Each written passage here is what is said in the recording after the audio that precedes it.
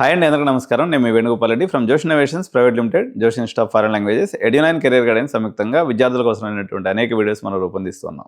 దేశవ్యాప్తంగా ECE mania నెలకొంది. ప్రతి స్టూడెంట్ పేరెంట్ సల్లంగా ఒకరికొకరు చెవిలో చెప్పుకుంటున్నారు, నానా సిఎస్సి పడిపోయిందంట, ఉద్యోగాలు రావట్లేదంట. నేను ఈసీఈకి వెళ్తే డబుల్ ఎడ్జ్డ్ స్వర్డ్ అంటే రెండు పక్కల పదునున్నటువంటి కత్తి లాంటి తీసి నేను ఈసీఈ తీసుకుంటానని కొన్ని సందర్భాల్లో స్టూడెంట్, కొన్ని సందర్భాల్లో పేరెంట్ ఒకరికొకరు గుసగుసలాడుకొని ఈసీఈ సీట్ల కోసం కాలికి బలపం పట్టుకొని కాలేజీల చుట్టూ తిరుగుతూ ఉన్నారు. సో అసలు ఈ డబుల్ ఎడ్జ్డ్ స్వర్డ్ ఈసీఈ అనేది నిజమా అనేది గమనించినట్లయితే, డబుల్ ఎడ్జ్డ్ స్వర్డ్, ఈ డబుల్ ఎడ్జ్డ్ స్వర్డ్ అంటే రెండు పక్కల పదునున్న కత్తి అని, రెండు పక్కల పదునున్న కత్తి. అసలు ఈసీఈకి పంచాయతీకి ఈ పేరు ఎందుకు వచ్చింది అని మనం గమనించినట్లయితే, ఒకానొక టైంలో 2011, 2012 పీరియడ్లో ఈసీఈ సీట్లు చాలా ఎక్కువ ఉండేవి. అంటే రమారమిగా తెలంగాణ రాష్ట్రం లేదా ఉమ్మడి ఆంధ్రప్రదేశ్లో తీసుకున్నప్పుడు దగ్గర ఒక 40,000 ఈసీఈ సీట్లు రెండు రాష్ట్రాల్లో కలిపి ఉంటే, సిఎస్సి సీట్లు వచ్చేసి 6,000, 7,000 అట్లా ఉండేవి. ఆ టైంలో సిఎస్సి భూమి రావడంతో ఎక్కువ మంది మెరిట్ స్టూడెంట్స్ తీసుకుంటున్నటువంటి బ్రాంచ్గా ఆ రోజుల్లో గుర్తింపు ఉన్నటువంటి ఈసీఈ బ్రాంచ్ ఎంతో కొంత, అంటే సిఎస్సిలో అంత కాకపోయినా ఎంతో కొంత లాజిక్ ఉన్నటువంటి, అంటే కంప్యూటర్ సైన్స్ రిలేటెడ్ లాజిక్, ఎంతో కొంత రెలవెన్సీ ఇన్ హార్డ్వేర్ ఉన్నటువంటి ఈసీఈ బ్రాంచ్లో ఉన్నటువంటి గ్రాడ్యుయేట్స్ని సిఎస్సి వాళ్ళు అందుబాటులో లేకపోయినందువల్ల ఆ రోజు ఉన్నటువంటి డిమాండ్ దృష్ట్యా న్యాచురల్గా ఈసీఈ వాళ్ళకి చాలామందికి సాఫ్ట్వేర్ ఉద్యోగాలు రావడం జరిగింది. ఇది 2010 నుంచి మొదలైనటువంటి ట్రెండ్ 2019 ఆల్మోస్ట్ 2022 దాకా కూడా సేమ్ ట్రెండ్ కొనసాగింది. అయితే ప్రస్తుతానికి ఇది పాత చింతకాయ తొక్కు, ఈ పంచాయతీ ఇప్పుడు లేదు. 2022 తర్వాత ఈసీఈ డబుల్ ఎడ్జ్డ్ స్వర్డ్ కాదు. కంప్యూటర్ సైన్స్ కోసం ప్లేస్మెంట్స్ కోసం వచ్చే కంపెనీలు ఈసీఈ వాళ్ళ మీద ఎగబడి తీసుకునే పరిస్థితి కూడా లేదు. ఒక్కసారి బుర్ర పెట్టి మీరు ఒకసారి నేను చెప్పేది జాగ్రత్తగా ఆలోచించండి. సపోజ్ ఈ క్షణానికి పేరెంట్ అయినటువంటి మీరే, లేకపోతే స్టూడెంట్ అయినటువంటి మీరే ఒక సాఫ్ట్వేర్ కంపెనీని రన్ చేస్తున్నారు అనుకోండి. మా గీతాంజలి కాలేజీకి మీరు ప్లేస్మెంట్ కోసం వచ్చారు. మా గీతాంజలిలో రమారమిగా ఒక 1000 సీట్లు సిఎస్సి సీట్లు ఉన్నాయనుకుందాం. నా రిక్వైర్మెంటు ఒక 50 ఓపెనింగ్స్ కోసం నేను వచ్చాను. గీతాంజలి ఇంజనీరింగ్ కాలేజీలో ఈసీఈ సీట్లు ఒక 120 సీట్స్ ఉన్నాయి. నేను సిఎస్సి సాఫ్ట్వేర్ కంపెనీగా గీతాంజలి కాలేజ్ ఆఫ్ ఇంజనీరింగ్ కానీ, లేకపోతే సిఎంఆర్ కాలేజీ కానీ, లేకపోతే XYZ ఏ కాలేజీ కన్నా కానీ ప్లేస్మెంట్కి వచ్చినప్పుడు మొట్టమొదటిసారిగా నాకు కావాల్సినటువంటి 50 పొజిషన్స్లో ఉన్నటువంటి 1000 మందిలో ఎవరు బెస్ట్ ఉన్నారో చూసుకొని వాళ్ళని ప్లేస్మెంట్ చేసుకుంటామా? ఆ కంపెనీ వాళ్ళ పర్స్పెక్టివ్లో మీరు ఒకసారి ఆలోచించండి. డబుల్ ఎడ్జ్డ్ స్వర్డ్ కదా, కొంచెమైనా వాడికి కంప్యూటర్ గురించి తెలిసి ఉంటుంది కదా, ఈ 1000 మందిని వదిలేసి మనం పోయేసి ఈసీ వాడిని తీసుకుందామా ఆలోచిస్తారా? ఎక్కడ అంటే ఒక్కోసారి మనం పెద్ద కష్టమైన ప్రపంచంలోనే టఫెస్ట్ ఎగ్జామ్ అనేటువంటి ఐఐ కోసం జేఈ కోసం ప్రిపేర్ అవుతాం కదా, ఇంత చిన్న లాజిక్ ఎందుకు మిస్ అవుతారు మీరు? ఐఐటి జేఈ కోసం కష్టపడి linear equations, sets, matrices, calculus, పెద్ద లెక్కలు చేస్తారు. ఈ చిన్న లెక్క ఇప్పుడు ఓవరాల్గా తెలంగాణ రాష్ట్రం మీద తీసుకుందాం. దగ్గర 130,000 బీటెక్ సీట్స్ ఉన్నాయి. ఇందులో దగ్గర 85,000, 90,000, 85,000 పైనే సిఎస్సి సీట్స్ ఉన్నాయి. మొత్తం కలిపి 130,000 మంది ఉన్నాయి. తెలంగాణకు సంబంధించినంత వరకు సాఫ్ట్వేర్ జాబ్స్ ఎన్ని వచ్చినాయి మనం తీసుకున్నప్పుడు? దగ్గర ఒక 10,000 ఉద్యోగాలు వచ్చినాయి అనుకుందాం. అంతే, అంతకన్నా ఎక్కువ రాలేదు. 10,000 ఉద్యోగాలు వచ్చినాయి అనుకుందాం. 10,000 ఉద్యోగాల కోసము 85,000 మంది పిల్లలు కంప్యూటర్ సైన్స్ చదువుకుంటూ కంప్యూటర్ సైన్స్లోనే ఎట్టి పరిస్థితిలో జాబ్ కొట్టాలని కలగానే కదా వాళ్ళు ఇక్కడికి వెళ్ళింది. అంటే వాళ్ళు బెంగళూరు పోవాలనుకున్నారు, బెంగళూరు టికెటే తీసుకొని 85,000 మంది ఉన్నారు. మీరు తీసుకున్నది చెన్నై టికెట్, ఈసీ తీసుకున్న వాళ్ళు. కానీ మీరు మళ్ళీ బెంగళూరు వాళ్ళ కోసం పోయి మేము వాళ్ళతో పోటీ పడతా ఉంటున్నారు. ఇది ఏ మేరకు లాజిక్? ఇది ఏ రకంగా ఇది ధర్మమో మీరే చెప్పండి. సరే మరి డబుల్ ఎడ్జ్డ్ స్వర్డ్ కదా, మళ్ళీ అదే రిపీట్ స్టేట్మెంట్. పేరెంట్ ఎన్నిసార్లు అని చెప్పి ఇదే చెప్తాడు. గొంతు చించుకొని చెప్పినా సరే, సార్ డబుల్ ఎడ్జ్డ్ స్వర్డ్ కదా, మా వాడు బాగా చదివితే సిఎస్సి ఉద్యోగం ఎందుకు రాదు? అరే ఆ రోజుల్లో అట్లా ఉండింది భయ్. ఆ రోజుల్లో సిఎస్సి వాళ్ళు చదివిన వాళ్ళు తక్కువ మంది ఉండేవాళ్ళు, అందుకని ఈసీఈ చేసుకునేవాళ్ళు అనమాట. ఇప్పుడు నేను చెప్పింది మన తెలంగాణ రాష్ట్రం లెక్క. దేశవ్యాప్తంగా తీసుకున్నా సరే 15 లక్షల మంది ఎవ్రీ ఇయర్స్ ఇంజనీర్స్ అవుతారు. ఈ 15 లక్షల మందిలో దగ్గర 12 లక్షల మంది సిఎస్సి రిలేటెడ్ బ్రాంచెసే చదువుతున్నారు. మనకు వచ్చేటువంటి ఓపెనింగ్స్ ఎన్ని? ఈ 2025లో అయితే 65,000 నుంచి పిల్లబిత్తర కంపెనీలు చిన్న అన్ని కలుపుకున్నా కానీ 1,00,000 ఉద్యోగాలు వచ్చి ఉంటాయి. అంటే 11 లక్షల మంది కంప్యూటర్ సైన్స్ చదివి అన్ఎంప్లాయిడ్గా ఉంటే, ఇక్కడ ఒక పాయింట్ మీరు జాగ్రత్తగా గుర్తుపెట్టుకోవాలి. నేను ఈరోజు ఒక కాంప్లెక్స్ మ్యాథమెటికల్ ప్రాబ్లం చెప్తున్నా, జర బుర్రబెట్టి వినండి. 11 లక్షల మంది సిఎస్సి చదివిన వాళ్ళు ఆల్రెడీ ఖాళీగా ఉన్నారు. ఈ 11 లక్షల మంది ఎవరు అంటే మీరు ఉన్నటువంటి అదర్ బ్రాంచెస్లో, అంటే ఈసీ కావచ్చు, మెకానికల్ కావచ్చు, సివిల్ కావచ్చు, ట్రిపుల్లో కావచ్చు, మీకన్నా బెటర్గా చదివి, మీకన్నా బెటర్ ర్యాంక్ తెచ్చుకొని, మీకన్నా మ్యాథ్స్ ఇటువంటి అన్ని కూడా సబ్జెక్టులు బాగా చేసి వాళ్ళు మంచి కాలేజెస్లో సీట్స్ తెచ్చుకున్నటువంటి వాళ్ళు 11 లక్షల మంది ఉండగా వీళ్ళందరినీ వదిలేసి మాకు ఇంకా సాఫ్ట్వేర్ జాబ్ వస్తుంది అనేటువంటి మీ యొక్క అత్యాశ ఏదైతే ఉందో ఇది అవివేకం అనే చెప్పాలి. అత్యాశ అనగానే ఇంకా పెద్ద మాట అన్నట్టు ఇది. మీరు నేను చెప్పినటువంటి మ్యాథమెటిక్స్ అంటే దీనికి నేనేం పెద్ద లెక్కలు అవసరం లేదు. 2 2 4 చిన్న మ్యాథమెటికల్ క్యాలిక్యులేషన్ బుర్ర ఉన్న వాళ్ళకి ఎవరికైనా నేను చెప్పేది అర్థం అవుతుంది. ఇంకొక పాయింట్ ఏంటంటే పిల్లి పాలు తాగుతూ ఎవడు చూడలేదు అనుకో గుట్ట గుట్ట కూడా తాగేస్తుంది అనమాట. ఆ టైప్లో అన్ని న్యూస్ పేపర్స్లో, అన్ని యూట్యూబ్ ఛానల్స్లో, అన్ని బ్రాడ్కాస్టింగ్ ఛానల్స్లో సిఎస్సి ఎత్తిపోయింది, సిఎస్సి లే ఆఫ్స్ అవుతుంది, అమెరికాకి పోతే వాడు ఎడం కాలుతుంది అంటున్నాడు, యూకేకి పోతే కుడి కాలుతుంది అంటున్నాడు, ఈ పంచాయతీ మనకు వద్దు అని వార్తల్ని మీరందరూ కూడా పుంకాలుగా చూస్తూ ఉన్నారు కదా. భయపడ్డారు. ఎందుకైనా మంచిది మనం చాలా జాగ్రత్తగా ఉండాలని భయపడ్డారు. భయపడి కుటుంబంలో ఒకరి చేతిలో ఒకరు చేసుకొని అరే భయ్ ఈ పంచాయతీలోకి మనం పోవద్దు, మనం చాలా స్మార్ట్గా ఆలోచించి ఈసారికి మనం ఈసీ తీసేసుకుందాం, ఒకవేళ 4 ఏళ్ల తర్వాత సిఎస్సి బాగుంటే కండువా మార్చేసి కప్పగంతులాగా ఎగిరేసి మనం సిఎస్సి వైపు కూడా వెళ్ళిపోవచ్చు, మనం మాత్రమే స్మార్ట్ అని మీరు చాలా గట్టిగా నిర్ణయం తీసుకున్నారు. ఇది పాలు తాగుతూ పిల్లి ఎవరో చూడలేదు అనుకున్నట్టుగా మీరు ఒక్కరే యూట్యూబ్ ఛానల్ చూస్తారా? మీరు ఒక్కరే బ్రాడ్కాస్టింగ్ ఛానల్ చూస్తారా? మీరు ఒక్కరే పేపర్ చదువుతారా? దేశంలో ఉన్నటువంటి మిగిలిన పేరెంట్స్ చదవరా? అంటే మామూలుగా ఏనుగంత పెద్దది సిఎస్సి బ్రాంచ్, ఏలికంత చిన్నది ఈసీ బ్రాంచ్. అంటే నేను చెప్పేది నెంబర్స్లో, అంతేగాని ఒక బ్రాంచ్ తక్కువ ఎక్కువ అని కాదు నేను చెప్పేది. సిఎస్సిలో 11 లక్షల సీట్లు మనకుంటే ఈసీలో ఉన్నది 1,30,000 1,40,000 సీట్లు ఉన్నాయి దేశవ్యాప్తంగా. మీరందరూ ఒకటే ప్యాటర్న్లో ఆలోచించి ఒకరే తెలియకుండా ఒకరు వచ్చి ఎలికి నెక్కితే అది బతుకుతుందా? మొత్తం మటాష్ అయిపోదు. ఇప్పుడు చేసే పని ఎట్టుందంటే ఒక నార్మల్గా మాకు నిజాంపేటలో ఒక కాలేజ్ ఉంది. న్యాచురల్గా 2019లో 2020లో 2022లో ఆ కాలేజీలో ఈసీ డొనేషను 2.5 లక్షల నుంచి 3 లక్షలు ఉండేది. ఏం కొంపలు అంటుకోపోయినాయని ఇప్పుడు అక్కడ 13 లక్షల రూపాయలు డొనేషన్ చెప్తున్నారు. ఈసీలో ఏమైనా ఉద్యోగాలు పెరిగినాయా? ఈసీలో చేసినటువంటి వాడికన్నా మంచి మంచి ప్యాకేజీలు వస్తున్నాయా? ఈరోజు సాఫ్ట్వేర్ కంపెనీస్ అన్ని సిఎస్సి చదివిన వాళ్ళు మానేసి ఈసీ వాళ్ళని వచ్చి రిక్రూట్మెంట్ చేసుకుంటున్నాయా? ఇక్కడ ఇంకో మాట చెప్తారు. హమారా ప్యారీ ప్రధానమంత్రి ఏం చెప్తున్నాడు? నిన్న మన ఐటీ మినిస్టర్ కూడా మాట్లాడుతూ మన ఏఎన్ఐకి ఇంటర్వ్యూకి ఇచ్చారనమాట. ఆయన మాట్లాడుతూ ఆయన ఏమంటున్నారంటే సెమీ కండక్టర్ ఇండస్ట్రీ భారతదేశంలో 3 పూలు 6 కాయలుగా ఉంది.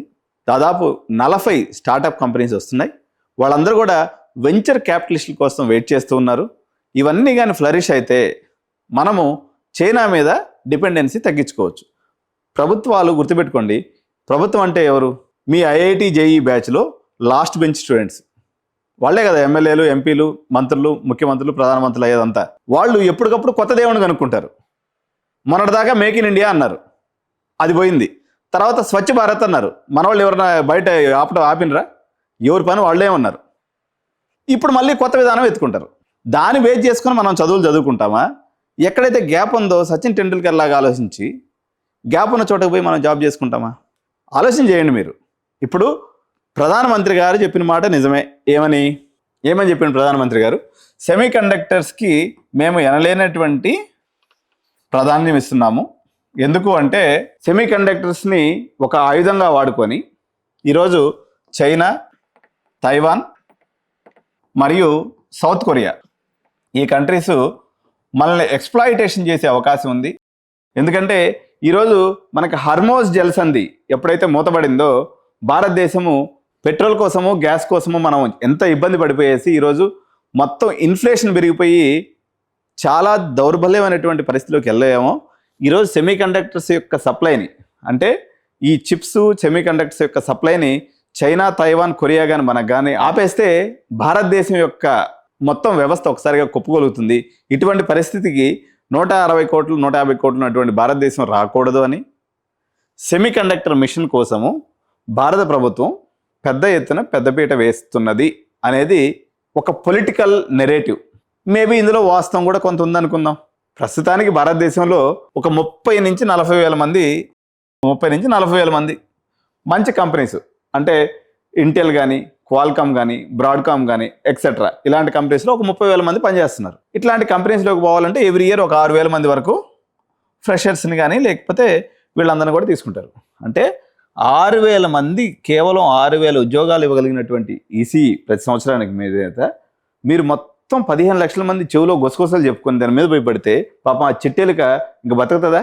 అయినా ఈసీ చేసేదానికి కొన్ని అర్హతలు ఉండాలి. ఎవడు పడితే వాడు సిఎస్సి చేసినట్టు చేయడానికి లేదు. ఈసీ చేయాలంటే ఈసీలో ప్రధానంగా ఉన్నటువంటి అవకాశాలు ఏమున్నాయి మనకి? ఓకే, ఈసీ చదివితే డబుల్ ఎడ్జెడ్ స్వాడ్ అనే దానికి పాపం మరీ పూర్తిగా జనాలను ఎప్పుడు అమాయకులని అనడానికి లేదు. కానీ ఎందుకంటే ఈ డబుల్ ఎడ్జెడ్ స్వాడ్లో కొన్ని నిజాలు ఉన్నాయి. ఈసీ తీసుకుంటే అడ్వాంటేజ్ లేదని కాదు, ఈసీ గుడ్ బ్రాంచ్. కానీ మీరు తార్కికంగా ఆలోచించాలి. ఎట్లా ఆలోచించాలి చెప్తాను. ఈసీ తీసుకుంటే కొన్ని లాభాలు కూడా ఉన్నాయి. ఎందుకంటే పాపం మా వాళ్ళు ఈసీ సార్ వెనుకబడి సార్ మీరు చెప్పిన మేము ఈసీ తీసుకున్నాం, ఈరోజు మీరు ఎత్తి కింద వేస్తున్నది, ఇది మాత్రం అన్యాయం అని చెప్పేసి మీరు కింద కామెంట్లో నా జంపు తింటారు. కాబట్టి నేను కొన్ని పాయింట్లు మీకు చెప్తా. ఐఓటీ అని ఒకటి ఉంది. ఈ ఐఓటీ అంటే ఏంటంటే ఇంటర్నెట్ ఆఫ్ థింగ్స్. మన హోమ్ ఆటోమేషన్ చేస్తాం కదా, లైట్లు ఆరిపోతూ ఉంటాయి. మీరు ఎక్కడన్నా ఫోరం మాల్కి పోయినప్పుడు లైట్లు మనిషి పోతుంటే ఎగురుతుంటాయి, లేకపోతే ఆరిపోతుంటాయి కదా. ఇట్లాంటి ఐఓటీ అంటే ఇంటర్నెట్ ఆఫ్ థింగ్స్ అంటారు. ఇది ఈసీకి రెలవెంట్ బ్రాంచ్. తర్వాత రోబోటిక్స్ అండ్ ఏఐ. కొంతమేరకు ఈ సెమీ కండక్టర్స్ లేకపోతే దీనికి సంబంధించినటువంటి వర్షన్ని దీంట్లో మనం వాడతాం. రోబోటిక్స్ అంటే మైక్రో కంట్రోలర్స్ కానీ ఇటువంటివన్నీ కూడా దీంట్లో రోబోటిక్స్ అండ్ ఏఐ వాడతాం. ఇది కూడా వాడతాం అనమాట. తర్వాత ఈ క్వాంటమ్ కంప్యూటింగ్ అని ఈరోజు మన ఆంధ్రప్రదేశ్ ముఖ్యమంత్రి గారు చాలా చెప్తూ ఉంటారు కదా. ఈ క్వాంటమ్ కంప్యూటింగ్ కూడా ఈసీ చదివినటువంటి వాళ్ళకి కొంతవరకు స్కోప్ ఉంటుంది అనమాట. సో క్వాంటమ్ కంప్యూటింగ్ అంటారు. ఈ క్వాంటమ్ కంప్యూటింగ్లో కూడా వీటికి సంబంధించినటువంటి ఉపయోగాలు ఉన్నాయి. దీని తర్వాత వచ్చేసి ఇప్పుడు సెమీ కండక్టర్స్లో జనరల్గా ఎక్కువ వాడేటువంటి టెక్నాలజీ వచ్చేసి విఎల్ఎస్ఐ టెక్నాలజీ. విఎల్ఎస్ఐ అంటే very large scale integrated systems అంటారు, విఎల్ఎస్ఐ అంటారు. ఈ విఎల్ఎస్ఐ టెక్నాలజీని వాడతారు. దీంట్లో కూడా జాబ్స్ ఉంటాయి. తర్వాత వచ్చేసి ఎంబెడెడ్ సిస్టమ్స్ అంటారు. అండ్ ఇంకొకటి ఏంటంటే లాజికల్గా దీంట్లో కొంత నిజం ఉందని చెప్పాను కదా. డబుల్ ఎడ్జెడ్ స్వార్డ్స్ అని జనాలు ఒక మాట అన్నారంటే అది పూర్తిగా అబద్ధం కాదు, ఎంతో కొంత నిజం ఉంటుంది. ఆ కొంత నిజం ఏంటంటే ఇప్పుడు జనరల్గా ఈసీ అనేది a bit of hardware side to the computer. ఎందుకంటే మీరు హార్డ్వేర్ యొక్క లాజిక్ని రాస్తారు కదా. సో హార్డ్వేర్ యొక్క లాజిక్ని ఎప్పుడైతే మీరు పూర్తిగా అర్థం చేసుకుంటారో లో లెవెల్ ప్రోగ్రామింగ్ చేయడం కూడా కొంతమేరకు ఈజీ అవుద్ది అనేది ఒక పర్సెప్షన్. మేబీ పర్సెప్షన్ కాదు, కొంతవరకు నిజం కూడా. మీరు అనుకున్నంత అంతగా కాదు, కొంతమేరకు నిజం. సరే మన ఇన్ని అవకాశాలు ఉన్నాయి. మీరు ఐఓటీ అన్న, robotics, quantum computing, VLSI, embedded systems, networking engineer, ఇన్ని లాభాలు ఉంటే మరి ఈసీ గురించి మీరు ఎందుకు ఇట్లా మాట్లాడుతున్నారంటే ప్రతి బ్రాంచ్లో ఏది మెటీరియల్స్ అండ్ మెటలర్జీ అయినా, ఓషియనోగ్రఫీ అండ్ నేవల్ ఆర్కిటెక్చర్ అయినా, బయోటెక్నాలజీ అండ్ బయో ఇన్ఫర్మేటిక్స్ అయినా ప్రతి బ్రాంచ్లో కొన్ని రోల్స్ ఉంటాయి. ప్రతి బ్రాంచ్లో చదివినటువంటి వాళ్ళకి కొంతమంది రిక్రూటర్స్ వస్తారు, వాళ్ళని తీసుకుంటారు. దాన్ని హైప్ అనుకొని, దాన్నే నిజం అనుకొని 3,30,000 రూపాయలకి కట్టాల్సినటువంటి ఈసీ డొనేషన్ని 13 లక్షలు కట్టి మీరు చేరుతున్నారంటే ఇక అది మీ విఘ్నతకే నేను వదిలేస్తున్నా. అర్థమైంది కదా మీ డబుల్ ఎడ్జెడ్ స్వాడ్ యొక్క ఈసీ పంచాయతీ. అండ్ ఇంకొక విషయాలు నేను మీతో మాట్లాడతాను. ఈసీఈకి సంబంధించినంత వరకు ఒక రూల్డ్ అవుట్ విషయాలు నేను చెప్తాను. ఇప్పుడు ఉన్నటువంటి పరిస్థితుల్లో చాలామంది విఘ్నులైనటువంటి వాళ్ళు, అంటే ప్రిన్సిపల్ స్థాయిలో ఉన్నటువంటి వాళ్ళు, హెచ్ఓడీలు అయినటువంటి వాళ్ళు, ఐఐటీలో ప్రొఫెసర్స్ కూడా ఒక్కోసారి చిన్న మిస్టేక్స్ చేస్తుంటారు. వీళ్ళందరూ చాలామంది వీడియోస్ చేస్తుంటే చూసినా అనమాట. ఈసీకి సంబంధించిన వీడియోలు చేసేటప్పుడు అవునండి ఇది డబుల్ ఎడ్జెడ్ స్వాడే అని కొంతమేరకు ఆమోదిస్తూ వీడియోలు చేస్తున్నారు. ఒకటి గుర్తుపెట్టుకోవాలి, కాలమాన పరిస్థితులకు అనుగుణంగా అనేక ఫ్యాక్టర్స్ని, ఇప్పుడు ఎవరైతే చెస్ గేమ్ను బాగా ఆడగలరో వాళ్ళ జీవితంలో సక్సెస్ పొందుతారు. ఎందుకంటే ఒక పాన్ని మనం కదిలిస్తున్నామంటే మనం 360 డిగ్రీస్లో ఎటుపక్క నుంచి అపోనెంట్ వచ్చి అది చెక్మేట్ అయిపోతామో చూసుకొని మనం కదపాలి కదా. ఈసీ విషయంలో మనం చాలా గుడ్డిగా వెళ్తున్నాం. ఒక రకంగా 360 డిగ్రీస్ కాదు కదా, కనీసం 180 డిగ్రీస్ కూడా మనం చూడనటువంటి పరిస్థితిలో మనం ట్రావెల్ చేస్తున్నటువంటి పరిస్థితి. ఈసీ విషయానికి వస్తే 3.5 లక్షలు కట్టాల్సినటువంటి ఒక టాప్ 4 కాలేజెస్లో 13 లక్షలు డొనేషన్కి తీసుకెళ్లారు. అంత అవసరం లేదు. అంటే ఈసీ చేరొద్దని కానీ, ఈసీ చేరితే నష్టం జరుగుతుందని కానీ, కంపారిటివ్లీ సిఎస్సి మునిగిపోయే పడవని అంటున్నటువంటి పరిస్థితుల్లో ఈసీ తీసుకోండి. మీకు అవకాశం ఉన్నటువంటి వాళ్ళు, మీకు కౌన్సిలింగ్లో సీట్ వచ్చినటువంటి వాళ్ళు, లేదా ఎక్స్ప్లాయిటేషన్ లేట్ లేకుండా నార్మల్గా వచ్చినటువంటి వాళ్ళు మీరు ఈసీ బ్రాంచ్ని సెలెక్ట్ చేసుకోండి. There is nothing wrong in. ఎందుకంటే ఇప్పుడు నేను చెప్పినట్టుగా ఈసీ బ్రాంచ్లో అలాంటి అవకాశాలు చాలా ఉన్నాయి. అయితే దానికి అతిశయోక్తిని కల్పించి, అంటే మామూలుగా ఇది ఎట్లా ఉంటుందంటే ఒక 7-8 ఏళ్ల క్రితం కొన్ని విషయాలు జరిగింది అనమాట. నేను సరదాగా చెప్తున్నా, యాక్చువల్గా ఇదేమి మామూలుగా ఒకానొక టైంలో ఒక 2019, 2017 ఆ పీరియడ్లో 2 తలకాయల పాము అని చెప్పేసి చాలామంది తీసుకొచ్చి బిజినెస్ చేసి దాంట్లో అదేదో పెడితే డబ్బులు వస్తాయని చెప్పి ఒక అపోహను క్రియేట్ చేసి దాదాపు 1,00,000 కోట్లు డబ్బును పోగొట్టుకున్నారు భారతదేశ వ్యాప్తంగా. అంటే ఒక మిత్, అంటే క్యాలిక్యులేషన్ లేనటువంటి ఒక మిత్ చాలా ఫాస్ట్గా స్ప్రెడ్ అయిపోయి ఎవరి గోతులో వాళ్ళే పడుతూ ఉంటారు. ఫైనల్గా కన్క్లూజన్ ఏందండి, ఇదంతా సుత్తి కొట్టద్దు, నాకు డైరెక్ట్గా పాయింట్కి వచ్చి చెప్పు అనేది మీ విషయం అయితే సిఎస్సి అనేది మంచి బ్రాంచి, ఇది పాయింట్ నెంబర్ 1. ఈసీఈ చేస్తే సిఎస్సి ఉద్యోగం రాదు, ఇది పాయింట్ నెంబర్ 2. ఈసీఈ అనే ఒక పర్సన్కి సిఎస్సి అనేది దగ్గర పర్సన్ కాదు. అంటే మెకానికల్ ఓడైనా, సివిల్ ఓడైనా, ట్రిపుల్ ఓడైనా, ఈసీఈ ఓడైనా నిజంగా నీ దగ్గర టాలెంట్ ఉంటే, ఏది కోడింగ్ స్కిల్ ఉండి నిజంగా నీ దగ్గర ఈరోజు ఆర్టిఫిషియల్ ఇంటెలిజెన్స్ వరల్డ్లో నువ్వు ఏదైనా ఒక ఇన్వెన్షన్ చేయగలిగి నీకు డొమైన్ నాలెడ్జ్ ఉంటే ఏఐ అనేది ప్రతి ఇండస్ట్రీలో అవసరమే. మెకానికల్ ఇండస్ట్రీలో అవసరం, ఈరోజు కన్స్ట్రక్షన్ ఇండస్ట్రీలో అవసరం, అదేవిధంగా ఎలక్ట్రికల్ ఇండస్ట్రీలో అవసరం, ఎలక్ట్రానిక్స్ ఇండస్ట్రీలో కూడా ఏఐ అవసరం ఉంది. సో మీ own domain plus artificial intelligence నేర్చుకొని అక్కడ మీరు ఇంప్లిమెంట్ చేయాలనుకుంటే ఈసీఈ తీసుకోవడం తప్పు కాదు.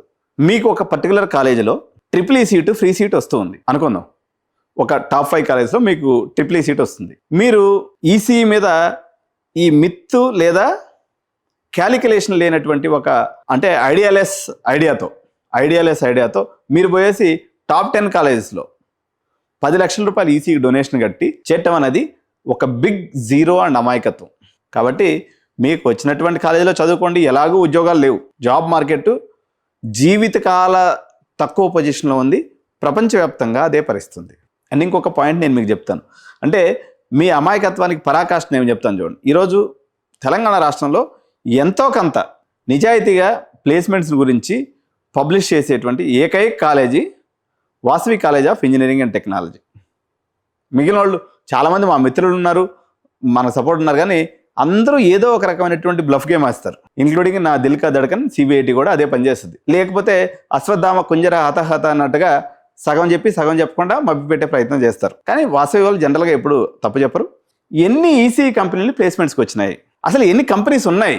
హైదరాబాద్లో దగ్గర 1500 సిఎస్సి కంపెనీస్ ఉంటే ఈసీఈ కంపెనీస్ పట్టుమని 10 కంపెనీస్ కూడా లేవు.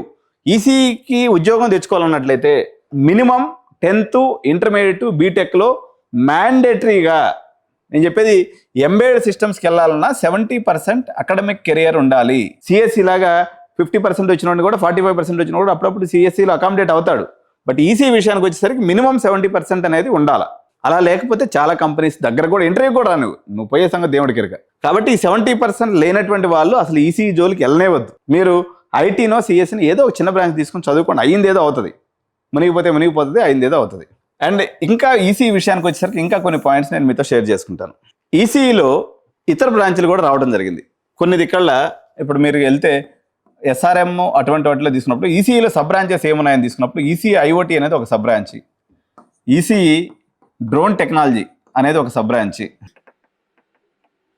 ఈసీఈ విఎల్ఎస్ఐ అనేది ఒక sub branch, ECE embedded systems అనేది ఒక సబ్ బ్రాంచ్, ఈసీఈ రోబోటిక్స్ అనేది ఒక సబ్ బ్రాంచ్. ఇటువంటి అన్నీ కూడా చాలా బ్రాంచెస్ ఉన్నాయి. అండ్ ఇంకొక ఇంపార్టెంట్, దీంట్లో యాక్చువల్గా నా దృష్టిలో మేబీ డిఫరెంట్ పర్సెప్షన్స్ డిఫరెంట్గా ఉండొచ్చు, కానీ నా పర్టికులర్ ఆస్పెక్ట్లో నేనైతే ఈఐని కూడా తీసుకొచ్చి దీంట్లో వేస్తాను. ఈ బ్రాంచ్ అంటేనే మన వాళ్ళకి ఇగో కాక్రోచ్ లెక్క, బొద్దింక లెక్క తీసేస్తారు. ఈఐ అది ఏందో సార్, అది ఇన్స్ట్రుమెంటేషన్ అంట, అది ఎలక్ట్రానిక్ ఇన్స్ట్రుమెంటేషన్ అన్న, అది ఎలక్ట్రానిక్స్ ఇన్స్ట్రుమెంటేషన్. ఇక్కడ ఎలక్ట్రానిక్స్ కంప్యూటర్స్ ఇంజనీరింగ్ ఇది. సో ఈఐఈ కూడా ఈసీ ఫ్యామిలీకి సంబంధించినటువంటి బ్రాంచేను. యాక్చువల్గా దీన్ని వేరేగా చూడాల్సిన అవసరం లేదు, ఎందుకంటే ఇది ఒక లక్కీ బ్రాంచ్. ఇప్పుడు మీరు విఎన్ఆర్లో ఉంది ఈ బ్రాంచ్, మీకు దగ్గర 15,000 ర్యాంక్ కూడా వచ్చేస్తుంది, 20,000 ర్యాంక్ కూడా వస్తుంది కొన్ని సందర్భాల్లో.